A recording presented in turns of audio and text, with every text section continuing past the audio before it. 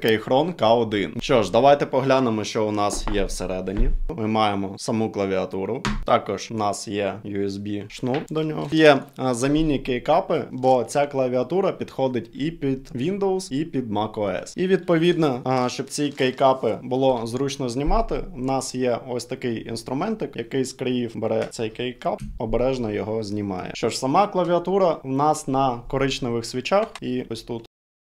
І якщо увімкнути її, вона має білу RGB підсвітку. До того ж, у нас shiny кейкапи. Це означає, що головні англійські літери в нас просвічуються. В самій клавіатурі ось тут є перемикач з macOS на Windows, щоб правильно працювали усі клавіші, які нам потрібно. І також тут додатково можна перемикатися між Bluetooth коннекшеном та за допомогою USB кабелю. Тобто за допомогою ось цього.